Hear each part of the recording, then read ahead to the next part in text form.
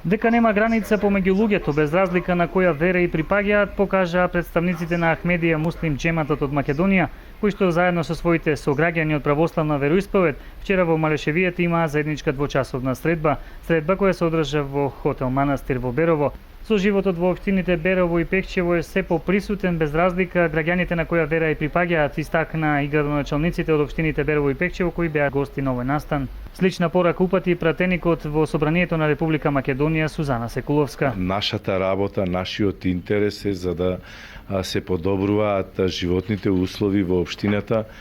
Дали тоа се работи за граѓани кои се од исламска вероисповед или се работи за граѓани од православна вероисповед. Ние од секогаш сме биле пример за меѓуетнички соживот во општина Пехчево, па овој настан го поддржуваме се со цел за да покажеме дека сме блиски со сите граѓани, посебно на денеска им е празник на граѓаните со исламска вероисповест, па еве би сакал да им го честитам уште еднаш празникот. И бидејќи доаѓам од општина каде што имаме населено место во кое што живеат повеќе етнички заедници како што се роми, турци и тука се и македонците, тоа е населеното место село Црник. Јас слободно можам да кажам дека сме добар пример каде што постои соживот и каде што граѓаните живеат во една убава хармонија, имаат еден хармоничен живот.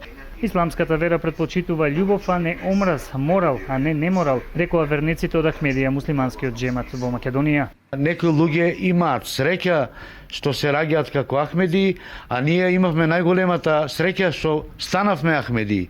Рамазан Бајрам или било кој друг празник не се слави сам и затоа ние искористивме оваа прилика да ги поканиме нашите сограѓани, сите заедно да го прославиме овој празник.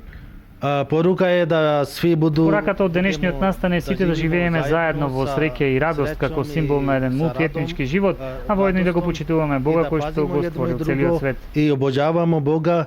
Воедно овој настан кој што вчера се случи во Малешевијата го значи и крајот на тридневното празнување на празникот Рамазан Бајрам.